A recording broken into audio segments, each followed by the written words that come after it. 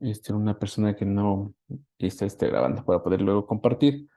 Si de pronto algún compañero no ha podido, pues, unirse, le comenta que se ponga en contacto conmigo para compartirles el enlace de la grabación, ¿ya?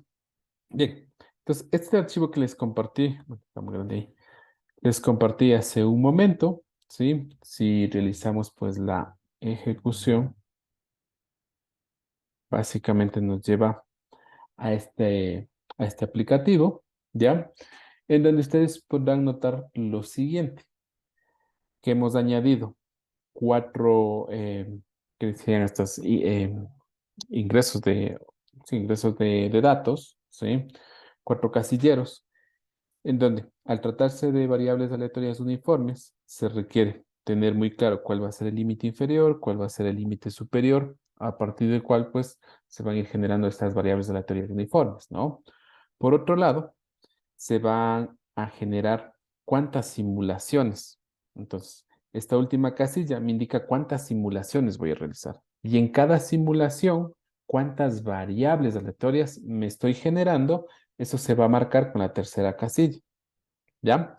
Entonces, ustedes en su aplicativo, pues podrán ir modificando cada uno de estos valores y en tiempo real van a ir observando pues que esta matriz que se construye a partir del número de variables, que en este caso representaría el número de observaciones, y por otro lado el número de simulaciones, que representaría el número de columnas, se genera esta matriz, ¿ya?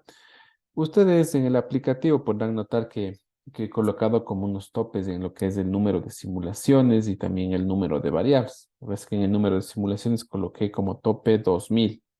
¿Ya? Ahora, se podría incrementar ese valor, ¿ya? ¿Por qué lo dejé quemado este valor en 2000? Porque noté que ya tomaba mucho tiempo en generarse esa matriz, porque al final estaría generando una matriz con 2000 columnas, ¿ya?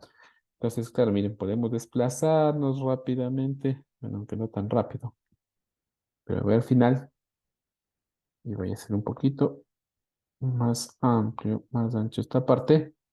eh, para que noten que justamente aparece la simulación 2000, ¿ya?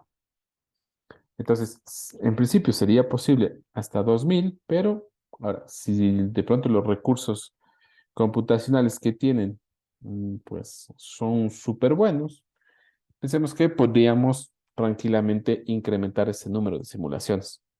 Por otro lado, el número de variables se encuentra quemado o como tope el valor de 1000. ¿Ya? Entonces, como máximo, pues estaría generando una matriz de 1000 filas y 2000 columnas, ¿sí? Para el trabajo de simulación que vamos a hacer, pues creo que es más que suficiente. ¿Estamos? Entonces, una vez que se construye, bueno, se lo voy a reducir para poder explicar. Dice, vamos tan solo a 20 simulaciones y podemos incrementar el número de variables en cada simulación a 25, por ejemplo. Entonces, vamos a notar que ahora podemos desplazarnos hacia abajo. Y claro, si vamos contabilizando, vamos a tener las 25 filas. Vamos, ¿ya? Para el resto de distribuciones, claro, ustedes deberán mantener el número de variables y el número de simulaciones, porque van a ser pues entradas estándar para el resto de distribuciones. Lo que sí se va a modificar son los parámetros propios de la distribución, ¿no? En el caso de la distribución exponencial, pues cuál sería esa tasa lambda, o en el caso de la normal, cuál sería la media, cuál sería la varianza, o si de pronto deciden mejor que el usuario ingrese la desviación estándar. En el caso de la Poisson, igual cuál sería ese parámetro lambda. Entonces, es lo que básicamente van a ir modificando para que se pueda, a su vez, en cada una de esas simulaciones, irse generando, pues, esta matriz. ¿Ya? Ahora, habíamos comentado un poco en la clase del día martes que es posible descargar ya sea el vector como un arreglo unidimensional o también un arreglo bidimensional, como en este caso, pues una matriz, podemos descargarlo sí, dentro de un archivo Excel, en este caso que es el formato más adecuado, ¿sí? Y el más utilizado. Sin embargo, existe también otras posibilidades, como les decía, se puede descargar en formatos TXT. Si de pronto, pues, ese archivo va a ser empleado en algún otro aplicativo, pensemos, no sé, va a ser aperturado tal vez en SPSS o de pronto en algún otro aplicativo de tipo SAS o más, allí de pronto lo mejor podría ser escribir o que esta matriz se escriba en un formato TXT, porque al ser un formato de texto plano, ¿sí? Pues el peso suele reducirse en comparación a que esos mismos datos sean almacenados en un Excel. ¿Ya? Cuando se tienen pocas observaciones y pocas columnas, como que no se nota diferencia allí. De pronto pensemos mil observaciones y 1000 columnas, tal vez no va a haber mucha diferencia en el tamaño o el peso que tenga el archivo en formato Excel del peso que tenga el archivo en formato TXT. ¿Ya? Sin embargo, cuando ya hablamos de millones de registros, ahí sí vamos a notar una diferencia ya muy grande. Los archivos TXT o archivos planos, o a más del archivo TXT, también existe el formato CSV, es otro formato plano que suele ser muy utilizado cuando el volumen de datos es muy grande.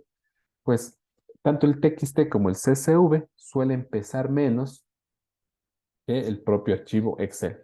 Y hay que tener en cuenta algo adicional, que en los archivos de Excel tienen una limitación en lo que corresponde al número de filas y al número de columnas. No podemos trabajar más allá de 1.030.000 filas. Y en el caso de columnas, pues está restringido a algo así como unas, no recuerdo bien el número, pero creo que son 1.000, 2.000 columnas nomás.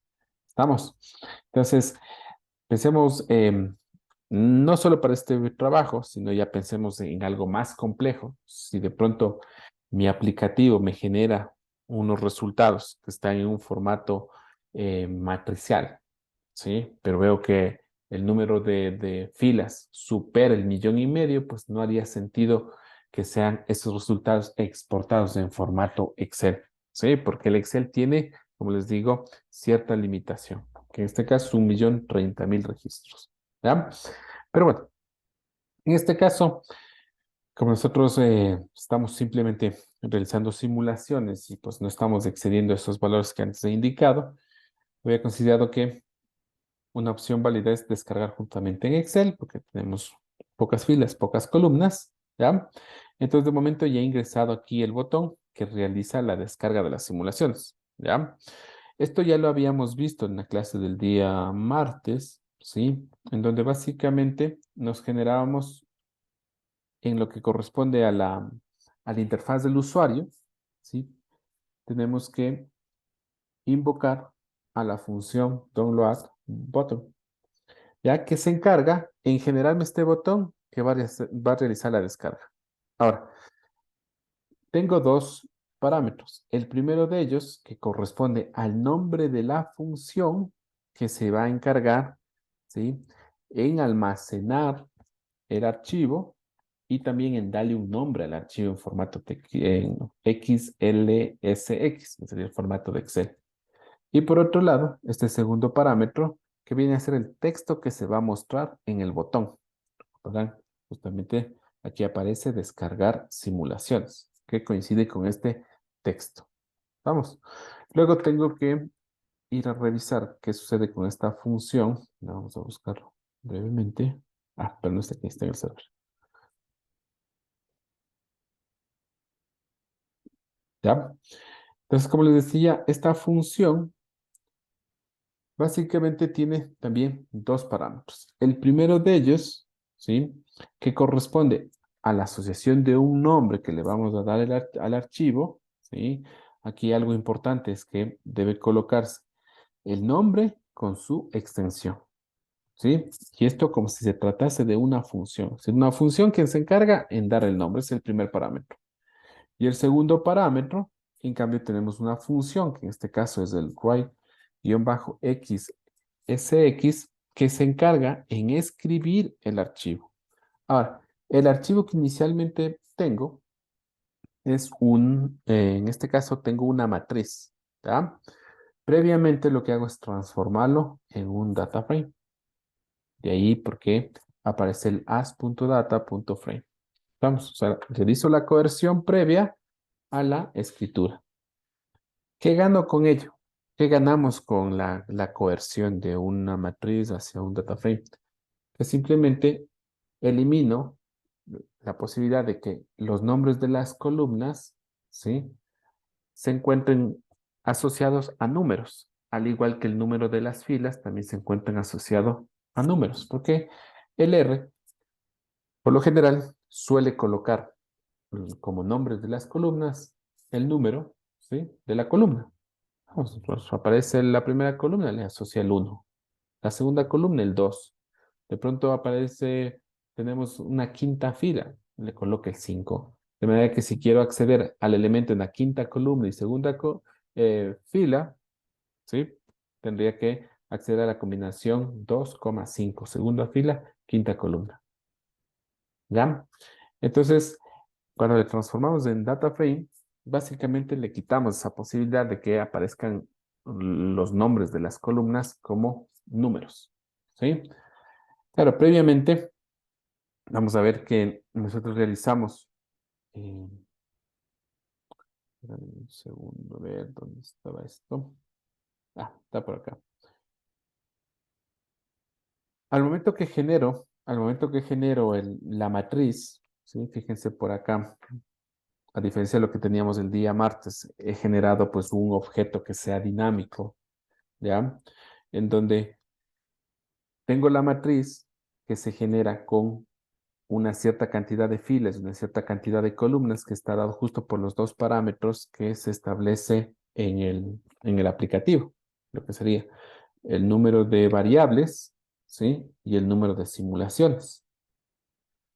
Entonces creamos una matriz vacía y luego lo que hacemos es vamos visitando cada una de las columnas de esa matriz y para cada una de esas columnas de esta matriz invoco a la función reunir para que me genere pues la cantidad de observaciones que previamente he establecido. Es decir, si requiero generar 10 observaciones, ¿ya? Pues se generan esas 10 observaciones y esas 10 observaciones van a parar en la primera columna y esto correspondería a la primera simulación. Luego se vuelven a generar otras 10 simulaciones, va a parar en la segunda columna y eso correspondería a la segunda simulación. ¿Ya? Una vez que tenemos aquello, procedemos a colocar nombres a las columnas de esa matriz. ¿Ya? Para ello, pues nosotros tenemos identificado muy claramente cuántas columnas va a tener esta matriz, porque este es un dato, ¿sí?, que lo establece el usuario por el número de simulaciones que desea. Pues lo que hacemos es simplemente asignar un texto que va a ser simulación guión bajo pegado con un numerito. Y aquí se estaría generando una secuencia que va desde 1 hasta el número de simulaciones que ha ingresado el usuario. ¿Ya? Entonces, es lo que colocamos como nombre. Vamos. Entonces, este es un cambio que es, digamos, importante respecto a lo que se tenía el día martes. Y les voy a explicar por qué razón tuve que hacer este cambio.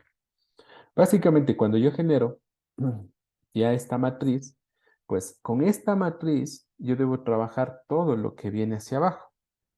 ¿Ya?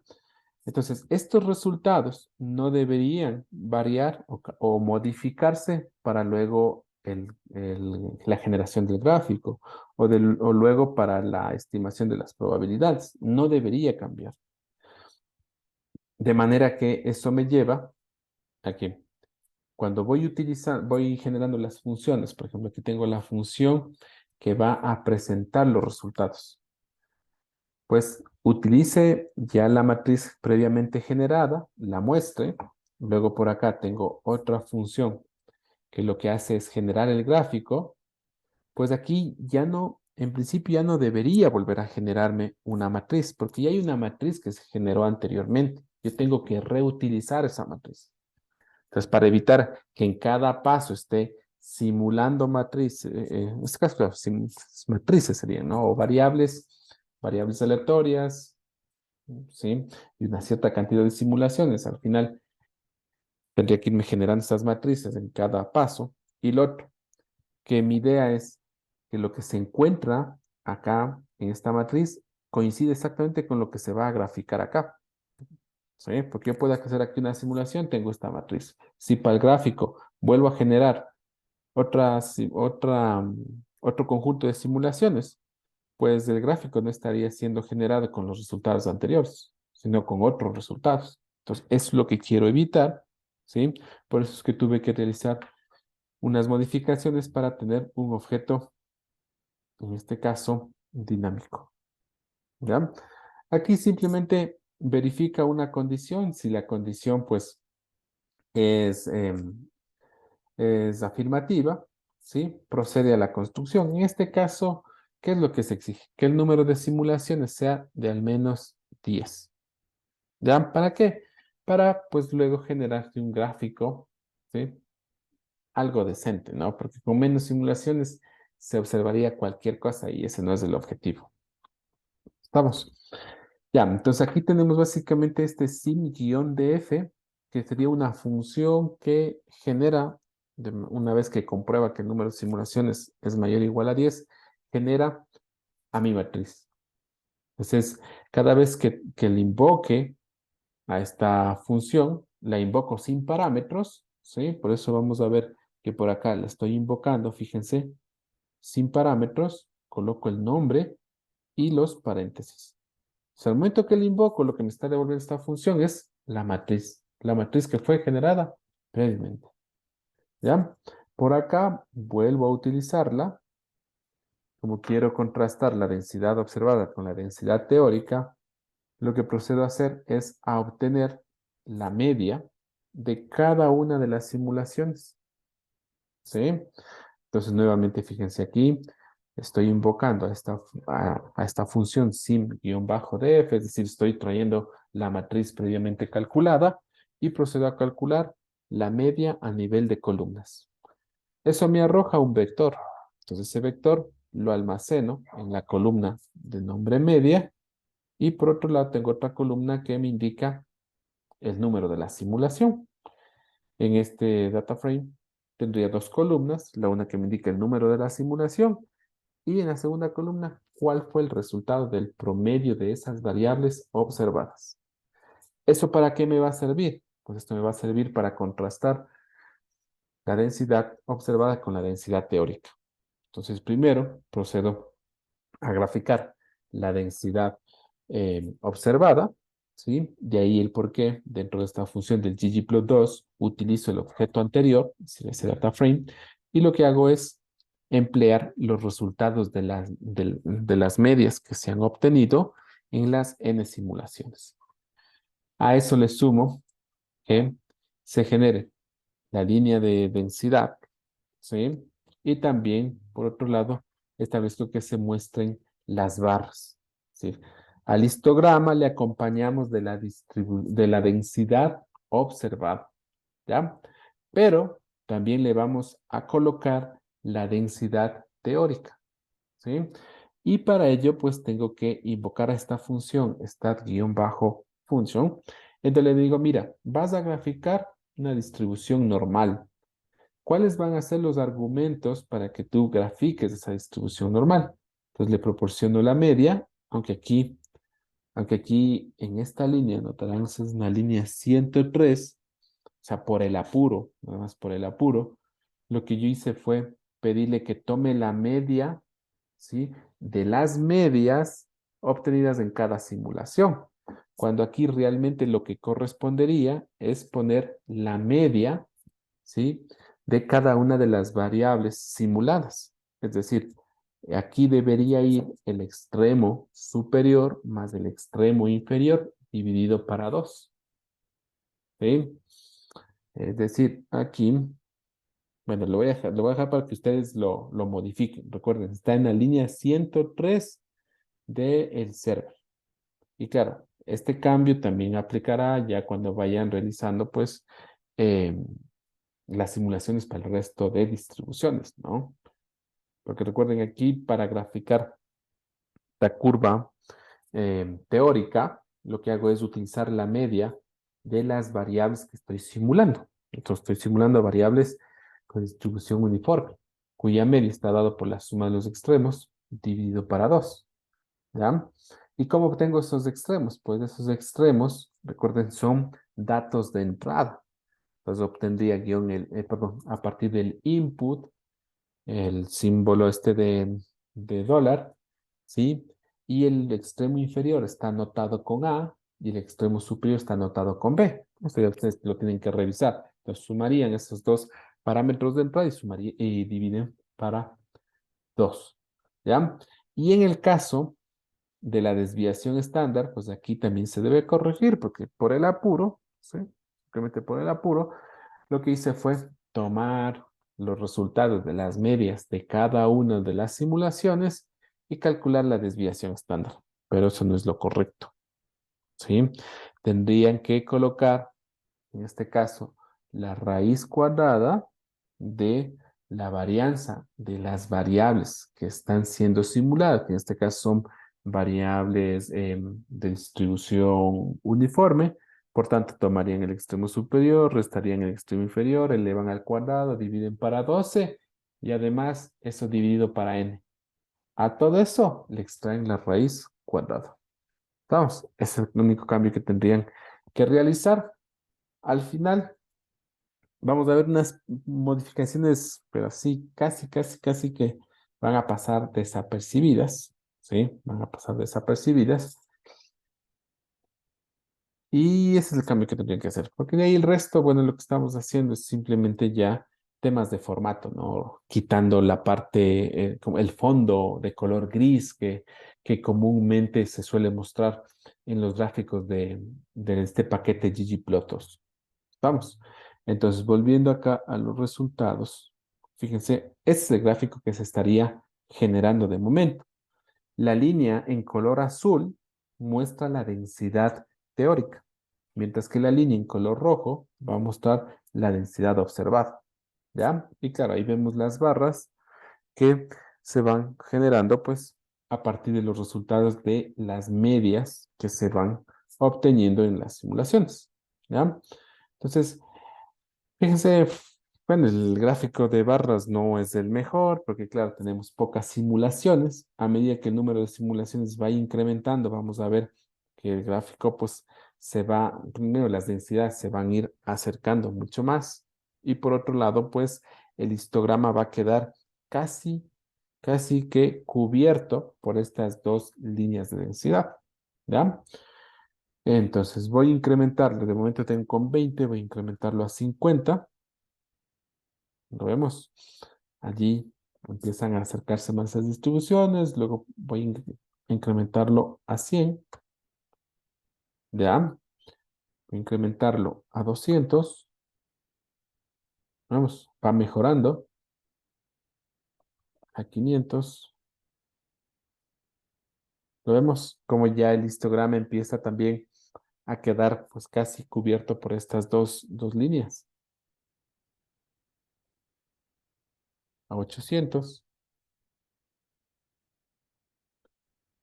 Recuerden aquí de momento está colocado como máximo 2000, pero como les digo, ustedes podrían eso modificarlo. ¿Ya? Va mejorando, cada vez va a ir mejorando más la aproximación. ¿Ya? Listo. Em, Luego había solicitado, pues, había propuesto que se realice la aproximación de las probabilidades, que por un lado contrastemos cuál sería el valor teórico, ¿sí? Contrastemos con las simulaciones que hemos generado, cuál sería esa probabilidad que también nos generaría, pues, estas simulaciones. Entonces, en este caso, voy a utilizar el teorema límite central para el X barra. Entonces, dado que el X barra es el resultado de sumar todas las observaciones y dividir para n, busco calcular cuál es la probabilidad de que este X barra sea menor o igual a un cierto valor C. Ahora, fíjense que aquí tenemos que los valores que mayormente, o en el rango que mayormente se concentran, los X barra, estaría entre 2 y estaría entre 4. Esto también tiene un poco de sentido porque no hemos, no hemos modificado mayormente estos límites tanto el inferior como el superior. ¿Sí? El inferior es -1, el superior 7. La amplitud total 8. ¿Ya? Entonces, el punto, la media, tenemos 7 -1, 6, dividido para 2, 3. Más o menos por 3 debe estar la media. Es justamente lo que tenemos acá, ¿no? Vamos. Entonces se está concentrando, o alrededor del 3 es que se están concentrando todos estos resultados, ¿no? Ahora, podríamos ampliarle algo más, porque aquí, por ejemplo, hay unas probabilidades que directamente, digo, ¿cuál es la probabilidad que el X bar sea menor a 5? Pues bien, tanto la probabilidad buscada o esta probabilidad estimada me arroja el 100% como la probabilidad teórica. Digo, es que claro, 5 estaría por acá. ¿Cuál es la probabilidad de que el X barra sea menor o igual a 5? Sabemos que no hay valores que superen el 5. O sea, todos están por debajo de 5. De ahí porque la probabilidad era del 100%. Pero claro, podría probar con otros valores, por ejemplo, el 2.4. ¿Ya? Fíjense ahí. A ver, no sé qué le pasó. Sí, uy, está feo esto. Ahí hay que revisarlo porque me está dando mucha diferencia entre la probabilidad buscada y esta probabilidad teórica. Bueno, yo ahí les dejé, digamos que ya les ayudé para que estos resultados puedan ser dinámicos. A medida que se va cambiando, y ustedes ahí, si tienen alguna inquietud al momento que revisan el código, porque básicamente lo que estoy haciendo es obtenido la media de cada una de estas simulaciones, ¿ya? Y luego estoy contabilizando cuántas de esas medias, ¿sí? Quedan por debajo de este valor que le ingresa el usuario, del 2.5. Y pues, una vez que ya contabilizo cuántas quedan por debajo, divido para el total y es así como estoy estimando esta probabilidad buscada. Mientras que la probabilidad teórica, pues estoy haciendo uso del teorema límite central, por tanto, voy, ¿sí? Y directamente hago el cálculo, ¿no? ¿Cuál sería la probabilidad de que si mi distribución tiene media, en este caso 3 y varianza dada por el b menos a, o el extremo superior menos el extremo inferior, elevado al cuadrado y dividido para 12, ¿sí? ¿Cuál es la probabilidad de que los valores queden por debajo del 2.5? Bueno, aquí no sé, algo le pasó. Habría que revisar, tal vez por la pura algo pasó. Pero en principio los resultados que se arrojen aquí deben ser muy, muy similares, ¿no? A medida que se va incrementando el número de simulaciones, pues deberíamos llegar a tener valores más cercanos. ¿Estamos? Bueno, ya no me ha dado el tiempo para incorporar otro gráfico que les había propuesto, que era básicamente tomar estas dos curvas de densidad, ¿sí?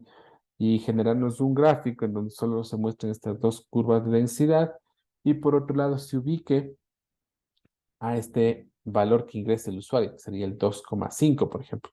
¿Dónde estaría el 2,5? Más o menos por aquí. Entonces la idea que tenía era que se genere justamente una línea y pintemos pues la cola izquierda en ambas distribuciones, vamos pintando, ¿sí? Y pues, como aquí más o menos se va a ver, hay diferencias, pero o sea, no deben ser unas diferencias tan grandes, ¿no? Porque si vemos aquí, hay pues una separación entre estas dos densidades, lo mismo por acá, ¿ya? Deben ligeramente tener diferencias estas probabilidades, ¿ya? Pero a medida que el número de simulaciones va incrementando, pues estas funciones de densidad tienen que irse aproximando más.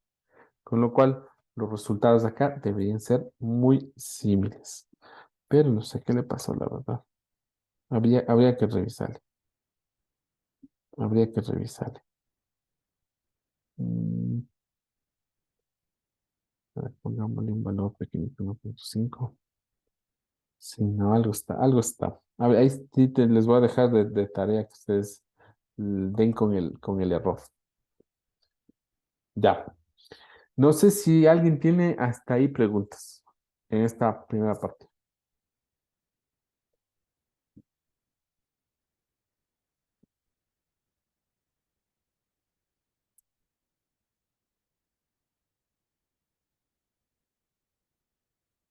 No, nadie. Bien, entonces vayamos a lo que estaba pendiente. En esta segunda pestaña se contemplaba el cálculo del estadístico de Kolmogorov-Smirnov. ¿Sí?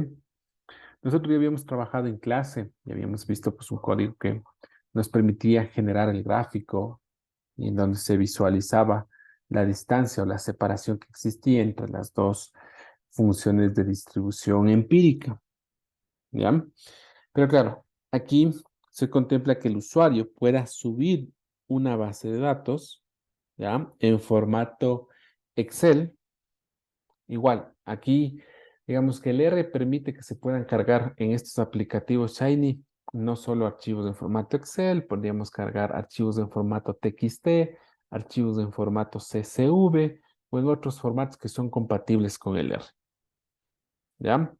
Ahora, una de las limitaciones que tenemos es que los archivos que vamos a poder subir aquí deben tener peso máximo de 5 megas. Podríamos incrementar el tamaño que acepte el aplicativo hasta máximo 10 megas, ¿ya? Porque si queremos cargar archivos más pesados, lo que vamos a ver es que nuestro aplicativo se va a quedar colgado, ¿sí? ¿Por qué razón no vamos a poder cargar archivos más grandes? Pues porque tenemos ciertas limitaciones de los recursos aquí. Estamos con un aplicativo que va a reposar en en una plataforma que es de momento gratuita o tenemos el acceso gratuito y claro, los recursos son limitados ahí en lo que tiene que ver con el gigas de procesamiento. Tenemos tan solo 1 giga de procesamiento, ¿sí? Nuestro computador puede tener 20 perdón, 32 o 16 o 64 gigas. Sin embargo, ya cuando lo ponemos en producción en el Shiny Apps, ahí solo vamos a tener 1 giga. Salvo que, claro, vayamos a cuentas ya de pago, en donde como máximo nos va a incrementar a 8 gigas. Lo cual en la actualidad, pues, digamos que no es lo mejor porque los aplicativos más complejos requieren de mucho cálculo interno y más, y tal vez esas 8 gigas no sean suficientes. De ahí la razón por la que pues se está migrando, de una vez que se construyen los aplicativos, se están migrando a otras nubes, como es el caso de Google, de la plataforma de Google, Google Cloud, que ahí nos permite también reposar pues estos aplicativos y ponerlos en producción, ¿ya? Incluso el costo que se tiene en Google Cloud comparado con el costo que aplica el Shiny Apps es más reducido. Entonces mucha gente migra hacia allá. Ahora, ahí sí se requiere un poco más de conocimiento para saber cómo colocar pues nuestro aplicativo dentro de la nube de Google. Tampoco es que sea un completo dolor de cabeza, no, no, sino que ahí tenemos algunos pasos adicionales que realizar en comparación a lo que sucede con el Shiny Apps, en donde simplemente se coloca ahí el código secreto, la cuenta y pues la, la colocación en producción es inmediato. O sea, tardará unos 2 o 3 minutos y ya está el código reposándonos en la plataforma esta de Shiny Apps y ya está listo para ser usado. Vamos, entonces eso comentarios. Bien, entonces yo he preparado un archivo, por aquí un archivo Excel, tengo aquí, los recientes. Bueno, preparé un archivo así muy sencillito nada más para que ustedes lo puedan ver. Entonces podría colocar aquí variable 1, variable 2. Entonces para ello, como yo les compartí hace, no sé, 2 semanas, que fue cuando empezamos a trabajar con esto del modelo Logit, les había compartido una base de datos en donde teníamos la marca de los clientes y teníamos algunas variables de tipo cuantitativo sobre las que teníamos interés en averiguar si eran variables que podían discriminar, es decir, nos podían servir para identificar los sujetos buenos y de los malos, o realmente no nos servían. Entonces, de esa base ustedes pueden extraerse, pongámosle unas 500 o 1000 observaciones como máximo. Y en número de variables, consideren al menos unas 10 variables, ¿ya? Pero bueno, yo lo que voy a hacer a continuación es simplemente, como a modo de ejercicio, mostrar cómo sería la carga. Entonces, en el caso de ustedes, como digo, el archivo que van a cargar debería ser de al menos 1000, pongámosle 1000 filas, ¿sí? 1000 observaciones y al menos 10 variables. No creo que llegue a pesar demasiado ese archivo, ¿ya?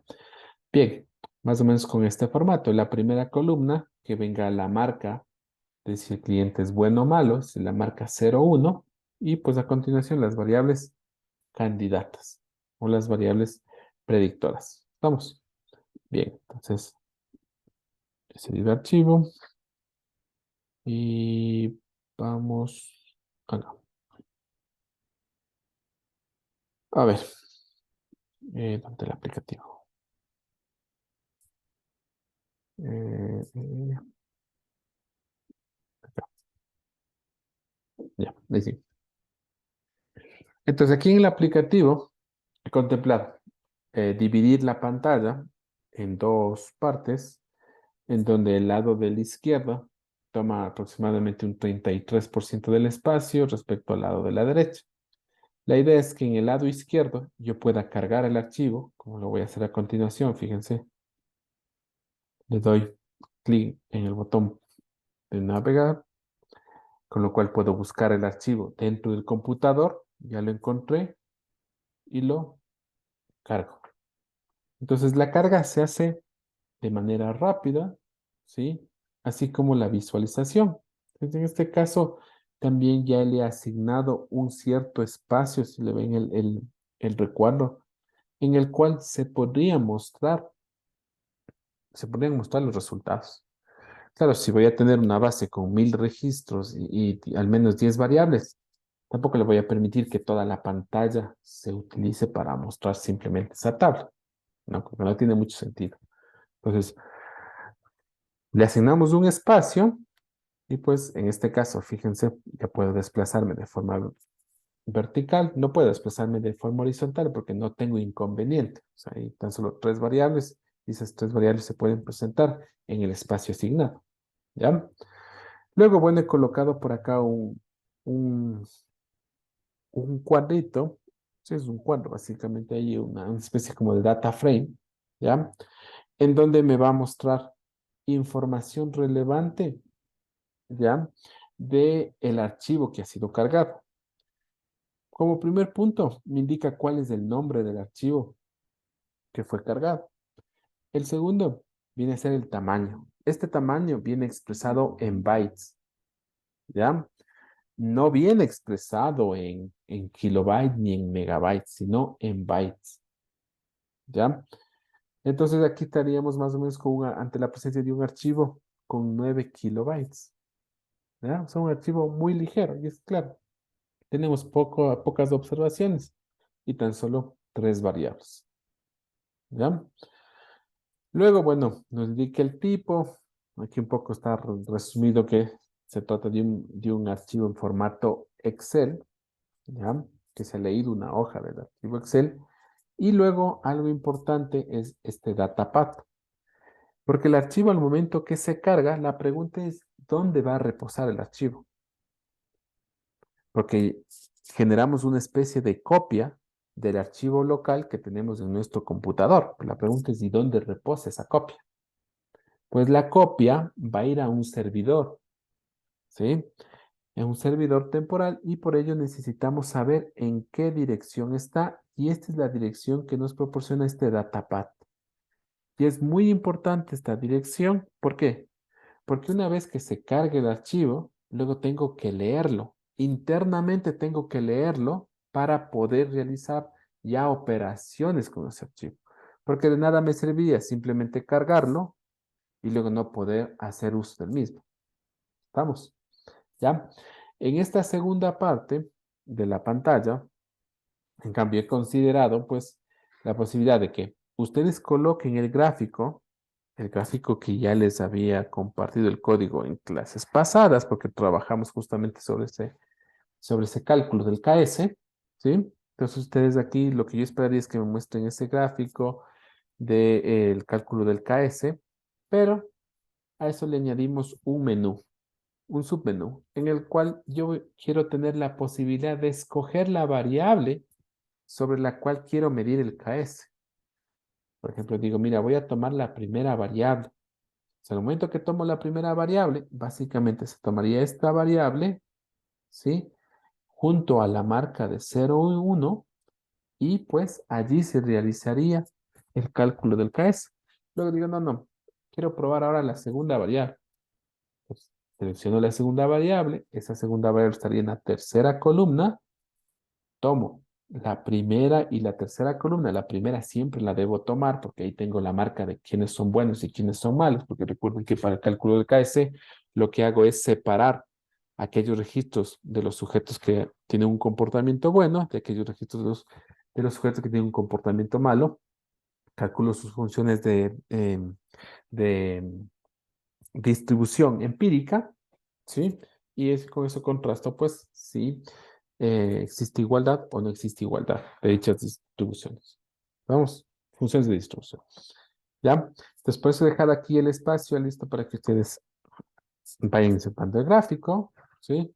Pero tienen que revisarle cómo, ¿sí? Yo puedo hacer que este gráfico sea dinámico. Es decir, yo escojo la variable y se vaya actualizando. Vamos.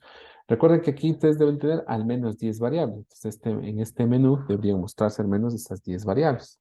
Si desean, le ponen variable 1, variable 2, hasta variable 10, o si no, toman ya el nombre de la variable que se encuentra en el propio archivo que les había compartido. ¿Estamos? Bien. Vamos revisando el código necesario para la carga. Entonces, eso lo tengo por acá. Bien, aquí estamos justamente en la sección del estadístico, cálculo del estadístico de Kolmogorov-Smirnov. Entonces, lo que les había dicho. Bueno, partí la pantalla. Recuerden que la amplitud de la pantalla es de 12, ¿sí? Como 12, no sé si pulgadas. Bueno, digamos 12 unidades.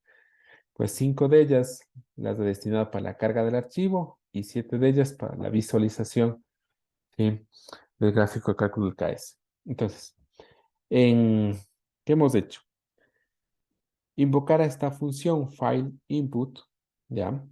Que es la función que nos va a permitir mostrar este pequeño, ¿sí? Menú, este botón, ¿sí? Para poder hacer una búsqueda en mis archivos locales, ¿ya? Entonces, tengo que colocar un nombre al archivo que va a ser cargado. Vamos, en este caso le he puesto file 1. Luego, pues coloco el texto que voy a mostrar en esa opción. Fíjense aquí, dice seleccione el archivo .xls, a ver, xlsx, que es justamente este texto, ¿ya? Y luego tenemos un parámetro, el cual me permite indicar qué formatos voy a aceptar y cuáles no, ¿ya? Entonces, yo puedo establecer qué formatos se van a aceptar, como en este caso. Mira, el único formato que se va a aceptar es el XLSX. ¿Ya? Si de pronto quiero cargar un archivo TXT, no me lo va a aceptar. O sea, no se va a realizar la carga. O un archivo en .csv, tampoco se va a realizar la carga. ¿Ya? Ahora, yo podría eh, incrementar el número de formatos que pueden cargar los usuarios. Sí, sin problema. Podría incrementarlo. No más que existiría una mayor complejidad luego para la lectura, porque si se carga un archivo Excel, existe pues una función que se encarga en leer el archivo Excel. si de pronto cargo un archivo en formato CSV, de pronto la función que cargue el archivo en Excel ya no me sirva para cargar ahora un archivo en formato CSV o un archivo en formato TXT. Simplemente hay que tener en cuenta esa partecita, ¿ya? Dependiendo del tipo de archivo que sube el usuario, pues se invocará la función correspondiente que permita hacer la lectura. ¿Estamos? Entonces, con este botón file.input, voy a cargar el archivo. Luego, en la interfaz de usuario, voy a mostrar lo que sería la tabla, ¿sí? La tabla o ¿qué sería? Los resultados de la carga, ¿no? Los resultados de la carga. Y luego voy a mostrar la información de la carga. Justamente aquí, esta, esta función carga, lo que me permite es mostrar este recuadro con los datos en la parte interna, mientras que el archivo, esta función archivo, lo que hace es mostrarme esta información, que también es una tabla, ¿no? Es que el formato no, digamos, no acompaña mucho, pero al final es una tabla misma. Incluso aquí podría colocarle un espacio, ¿ya? Para que no queden pegadas estas dos tablas, digamos así, ¿ya? Vamos. Bien, veamos entonces cómo está generada esta función carga. Entonces, esa es una tarea que ya se encuentra en el server y lo tenemos por acá. Bueno, aquí están con comentarios, ¿no? Un poco para que les pueda ir guiando en dónde ir y realizar las modificaciones o dónde tengo que duplicar el código para las otras pestañas que tienen que ustedes generar, ¿cierto? Ya. Entonces, vamos primero a la función carga. Básicamente es una función sin parámetros, ¿ya? En la cual lo que voy a hacer es invocar a mi comando input y le voy a dar el nombre de la función, ¿sí? O el alias de la función que se encarga en subir el archivo. Vamos. Entonces recordarán que antes le puse file 1 y eso es lo que se hace, ¿ya? En el caso que eh, este objeto que en este momento estoy creando a partir de lo que se cargó, si es nulo, es decir, si se subió un archivo que no tiene absolutamente ningún dato, pues no hace nada, por eso retorna un null. Si no hace nada, no muestra nada, ¿ya? En otro caso, es decir, cuando el archivo sí tiene datos, lo que vamos a hacer es renombrar el datapath, es decir, la dirección en donde se encuentra almacenado el archivo. Porque al momento que se almacena el archivo, en el datapath solo está la dirección y el nombre del archivo. Pero algo que le va a hacer falta es la extensión, ¿sí? Y eso es lo que hacemos aquí, ¿ya? Regálenme, por favor, 10 segunditos, ¿ya? Mil disculpas.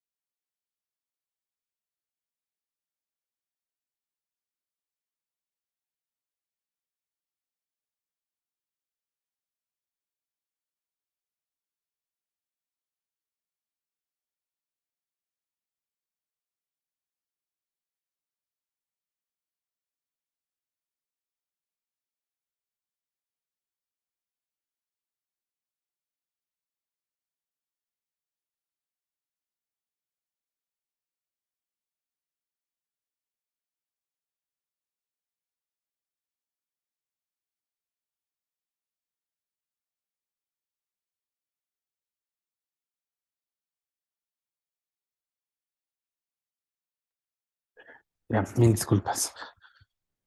A ver, entonces, en esta parte lo que hacemos es simplemente renombrar a esa dirección, es decir, a la dirección en donde se encuentra el archivo, le agrego la extensión del archivo, ¿sí? Que básicamente sería este XLSX. Y con ello, como ya tengo la dirección en donde está el archivo, procedo a realizar la lectura, ¿ya? Entonces procedo a realizar la lectura. Ahora, algo aquí que vamos a ver es que utilizo la función read Excel. ¿Por qué razón? Porque mi archivo tiene el formato Excel. Aquí es donde yo debería previamente, digamos, si decido dejar libre para que el usuario cargue dos o más diferentes formatos, aquí debería tener una, con eh, una sentencia condicional que me verifique qué tipo de extensión, ¿sí? ha cargado o qué tipo de archivo, con qué extensión ha cargado el usuario. Y en base a eso, pues, utilizar una u otra función. Vamos. Entonces, cargo el archivo read, perdón, a partir del archivo, a partir de la función read-excel, ¿ya? Eh, Procedo a cargar el archivo. Y bueno, aquí le indico que voy a leer simplemente la primera hoja. Es también algo importante, porque yo podría cargar un archivo y decirle, no leas la primera hoja, lee la segunda hoja, la tercera hoja o la hoja que deseen. Entonces, claro, el número de la hoja, yo podría ingresarle como un parámetro adicional. Pero bueno, no nos vamos a complicar aquí, como es un archivo simplecito, no es que vamos a hacer varios análisis, pero para que ustedes sepan, si de pronto en un futuro es necesario tener control sobre el número de la hoja que se va a leer, ¿sí? Yo podría ingresar un parámetro adicional para establecer ese número y en función de eso se procede a realizar la lectura. Entonces, tengo ya en el objeto res, tendría ya el data frame. Básicamente los datos que he cargado desde el archivo Excel. ¿Qué voy a hacer? Dale formato para que se presente. ¿Sí? Lo que ya habíamos visto en clases pasadas, incluso en el anterior bimestre vimos esta parte que le dábamos formato a partir de la librería Cable Extra, ¿no?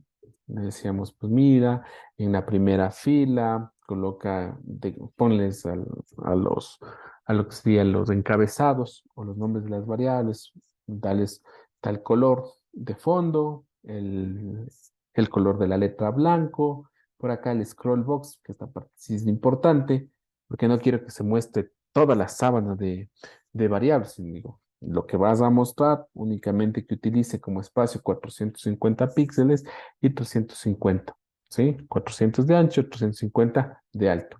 Como que restringimos el espacio en el que se va a mostrar, ¿ya? Y pues esto es justamente lo que hace esta función carga. Es decir, verificar si el archivo tiene datos, modificar el nombre, cargar internamente y mostrar esto. ¿Ya? ¿Qué sucede con si simplemente voy a input o invoco al input y a file 1? Pues en cambio es lo que tengo con esta segunda función que es archivo. Así, si simplemente accedo como al parámetro, el parámetro de entrada, el file 1, lo que voy a tener es simplemente la información. ¿Ya? Es que he cargado, entonces lo que me proporciona es la información, pero no tengo más. Tengo algo como resumen, pero no es que puedo ya directamente acceder a los datos. Para acceder a los datos, lo que está guardado en alguna parte del servidor tiene que ser leído, ¿sí? Y de ahí sí ya puedo visualizarlo o utilizarlo en cualquier cálculo. ¿Estamos? Bien. Entonces, eso es lo que se tiene, perdón, aquí, es lo que se tiene ya en, en esta pestaña, ¿no? Entonces ustedes tendrán que completar allí, como les digo, lo que es el gráfico y también que se pueda ir seleccionando la variable para que se genere ese gráfico. No sé si ahí tienen alguna inquietud. No, de acuerdo. Bueno, este del bootstrap, habíamos quedado que en este lo íbamos a ver la semana que viene, en la clase del martes lo veríamos y con eso lo completarían, ¿sí? Y en la parte de proceso estocástico les había pedido pues, que en lo que es cadenas de tiempo discreto, ustedes ingresan lo que hicieron en el primer bimestre y en lo que correspondería a cadenas de tiempo continuo, bueno, aquí he hecho ya un avance de la simulación de un proceso de nacimiento y muerte.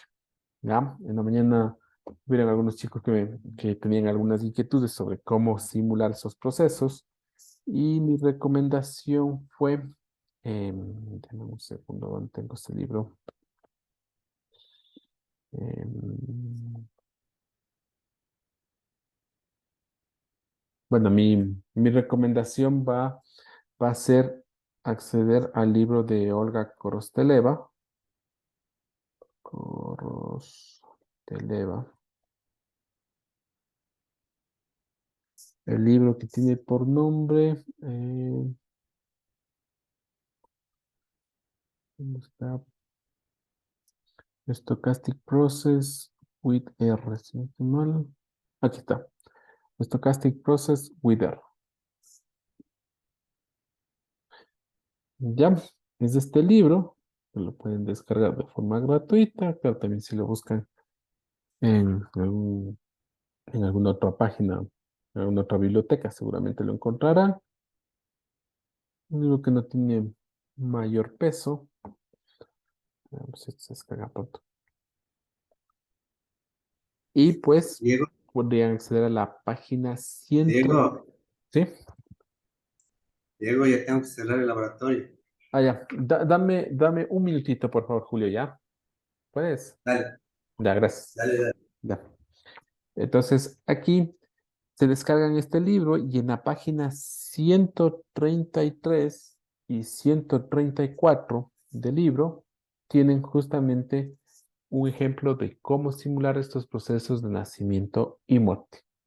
¿Ya? Está el código completo. Si tienen inquietudes, me preguntan. O también los otros que pueden revisar el código que he colocado aquí, que bueno, es algo similar a lo que se presenta en el libro. Básicamente generamos dos procesos, sí, dos procesos, uno de nacimiento y muerte. Vemos cuánto tiempo duraría pues hasta que se presente un nacimiento, cuánto tiempo duraría hasta que se presente una muerte y vamos simplemente contrastando qué se dio primero, si un nacimiento o una muerte. Si se dio primero una muerte, pues vamos reduciendo la población. Si primero se da un nacimiento, vamos incrementándolo. ¿Ya? Y bueno, en el aplicativo, ya solo para cerrar, pues aquí vamos controlando el número de saltos, ¿sí? Cuántos saltos le permitimos que dé al proceso y por otro lado, cuáles son las tasas. Entonces recordemos que si los nacimientos son menores a los fallecimientos, pues podríamos tener una distribución estacionaria. De lo contrario, vamos a tener un proceso evolutivo, ¿no? Que es lo que se vio en clase. Cuando las tasas como en este caso, fíjense esa simulación, cuando las tasas de nacimiento son superiores a la de fallecimiento. ¿Estamos? Eso, chicos, entonces cualquier inquietud que tengan, me lo dicen, ya sea por el chat o por correo electrónico. Revisen, por favor, los archivos que les he enviado, ¿sí? Y estoy ahí, pues, pendiente. Eso, muchas gracias por haberse dado el tiempo para asistir a esta clase de forma virtual y ya nos vemos la siguiente semana. Listo. Que tengan una buena tarde, se cuidan todos, pasen bien. Hasta luego, profe, gracias. Chao. Hasta luego, profe. Luego, Hasta profe. luego, profe, gracias. Chao.